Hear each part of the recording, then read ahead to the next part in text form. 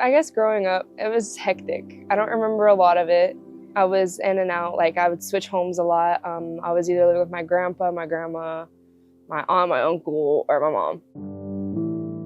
My life has been chaotic. My mom died because of COVID 2021. She's my grandma, but she adopted me, so she's technically my mom. And my real mom is in Florida, homeless currently. We all stayed in one little house.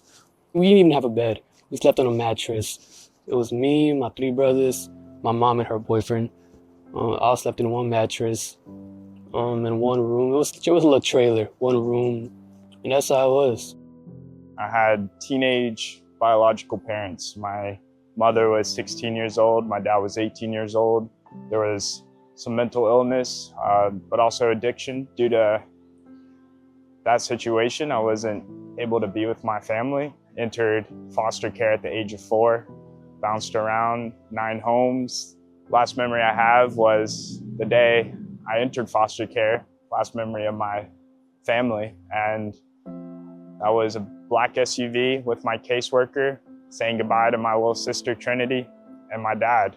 And I remember him kneeling down, tears in his eyes, and saying goodbye. I didn't understand it at that time.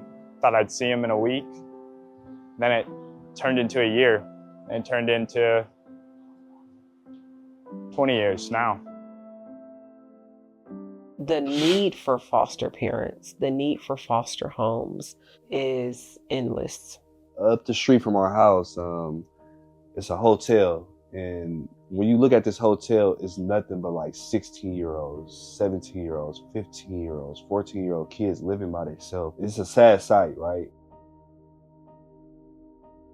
I think homes that close do so because of lack of support.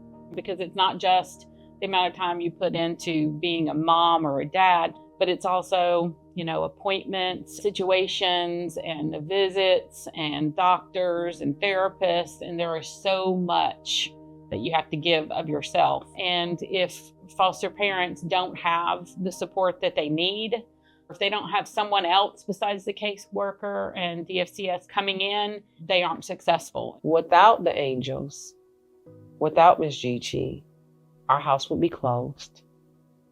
Because without the angels, we can't do it. We can't do it at the magnitude that we do it. The most support that I have received is from Atlanta Angels. Each one of my children have a mentor, and that's so very important. It makes that child feel, regardless to what I've been through, there's somebody that really loved me. The only support system that I really had while being in the group homes and stuff like that was the Atlanta Angels, my mentorships, all that stuff, because that was my one getaway. Before I met Miss Nicole, there wasn't anyone that I feel like I can look forward to. I don't know, there just wasn't.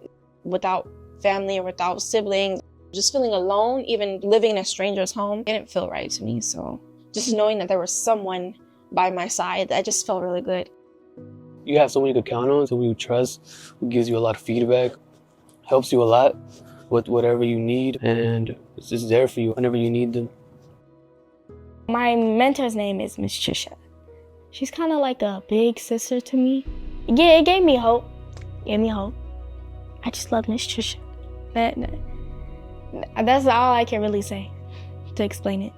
I knew I wanted a future for myself, but she made sure I knew I can have that future for myself. Speaking up, having a voice, being yourself, be strong. I mean, all of that I never had before. Now I do. Kid definitely kept me sober. I'm not gonna lie. The whole mentorship kept me sober because that's what gave me the hope that maybe I could go home. Made me want to be able to do stuff, made me have motivation. My mom's staying sober, why can't I? It takes a sense of belonging. It's what it is. And that's what I found at Atlanta Angels. It's relationships. Not gonna be a statistic, right? Can't. Absolutely not. Oh, I don't even want to guess what it would be like without them. I'm glad I don't have to know but I can imagine it would be a lot tougher. I don't even want to imagine. They're such a huge integral part of our lives and our family. Before the angels came into our life, we were closing our foster home.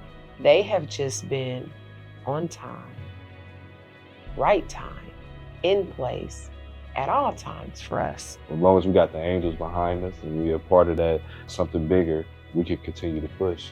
I'm forever grateful for any way that you support any child, any family, any individual experiencing any aspect of foster care. By you taking a step and caring and hearing something that speaks to you and doing something because of that, promoting so much good in the world, so much good. You're providing space for kids to feel like they're missing something good if it wasn't there.